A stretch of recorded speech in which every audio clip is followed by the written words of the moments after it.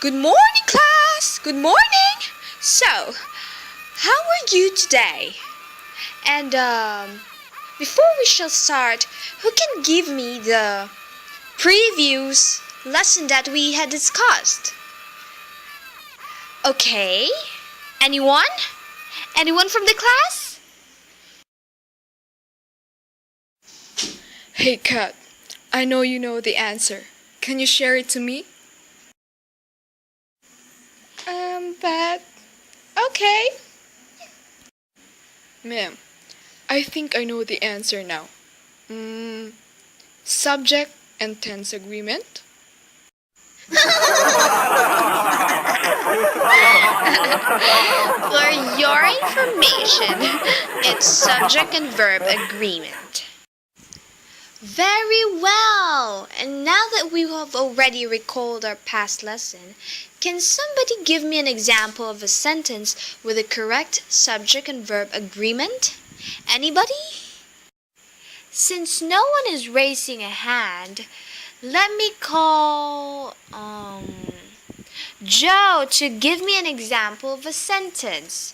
Joe, can you please stand up? That's very easy. I walks in the woods, ma'am. I walks in the woods is totally not correct. You're so stupid. You're so stupid.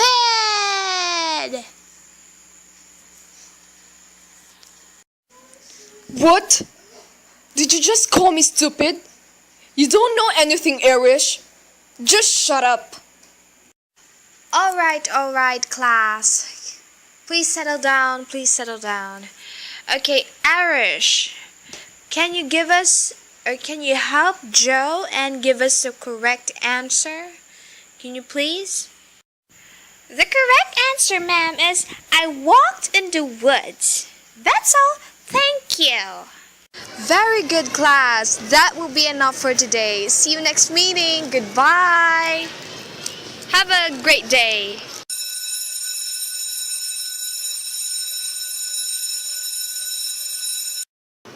Oh no, what shall I do? My students' attitudes vary and it's killing me. Oh my god. Oh, hi Mrs. Kim. You look stressed this day. What happened? Oh, Professor, I have a problem in managing my students. Some of them does not want to talk. Some of them are very lazy. Some of them does not even care. And some of them are dictators. Oh, I see. That is part of being a teacher. And as soon as possible, you should know how to handle them. There is actually a mini seminar that will be conducted in the conference room later. You can go there if you want. I think that would be a great help for your problems. Oh, is that so? Well, thank you, ma'am. I will really find time to be there.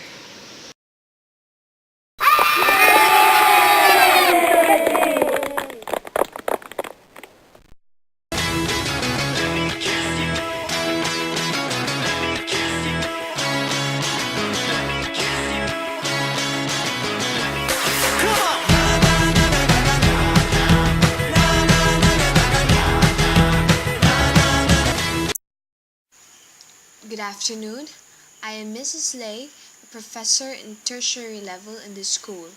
I gathered you around because I have noticed that there are many teachers who find difficulty in managing different kinds of students.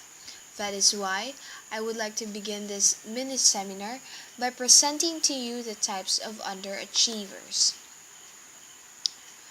First one is the anxious underachievers. Second is the identity search underachiever, the wheeler-dealer underachiever, the sad or depressed underachiever, the defiant underachiever, and the coasters.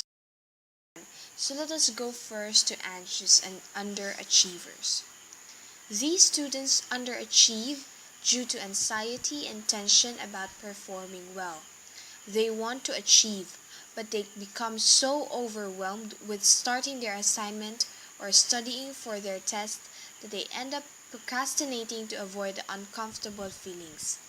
Anxious underachievers constantly worry about being competent, they feel perfectionists, and they often waste time worrying about minor details to the point that a task or assignment will be not complete. Yes, I agree with that. So, what the teacher can do is to teach a student how to prioritize assignments and to break up larger tasks and assignments into smaller and more manageable parts. The second type of underachiever is the identity search underachiever. These individuals spend so much time trying to figure out who they are and what they stand for that they avoid their own work and goals.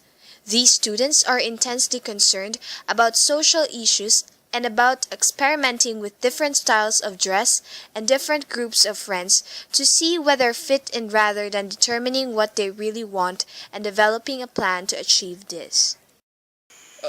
So I think the teacher can approach the student with respect, openness, and acceptance.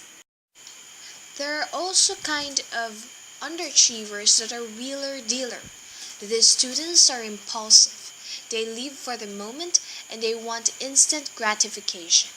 They will cheat or copy assignments to avoid doing their own work and to avoid the imminent threat of failure because they are not prepared. They will lie, regularly skip school, and will manipulate others to get what they want. Their goals include beating the system and undermining authority. However, it is best to give an effective discipline. This includes first listening to all of the facts from all sides before reacting and making discipline a corrective experience rather than a form of punishment. There are also sad or depressed underachievers. These individuals are low in self-esteem and experience feelings of sadness and depression which prevent them from achieving. These students lack the energy to concentrate on schoolwork and they are too fatigued to move themselves to achieve. Well, the best way is to encourage the students to increase physical activity and teach the students relaxation techniques.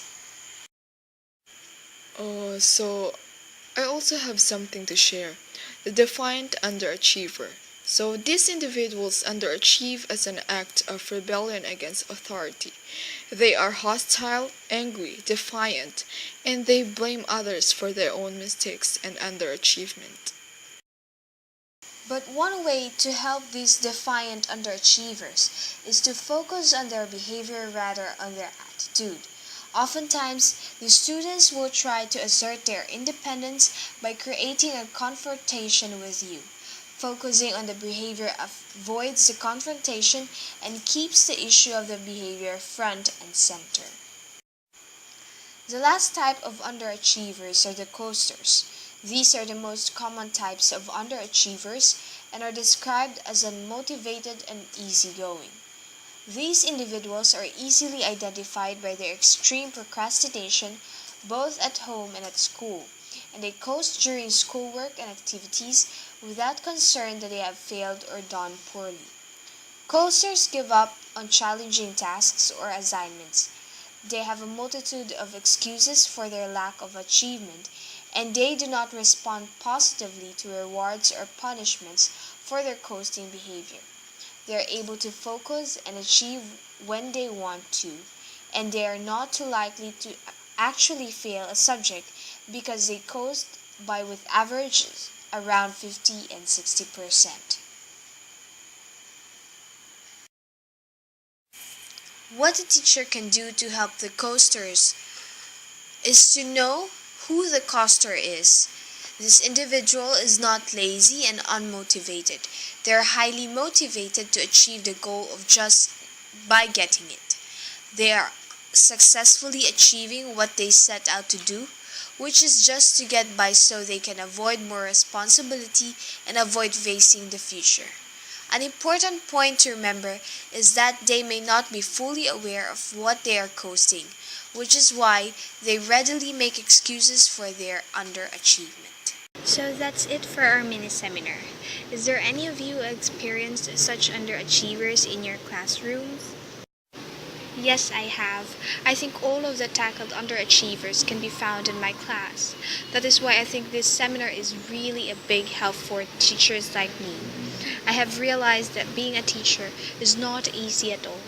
There may be an existing underachiever in our class, but all we have to do is to be more patient and more strategic. Thank you all for inviting me to this seminar. I have learned much, and I hope you also learned something about different underachievers and how to handle them.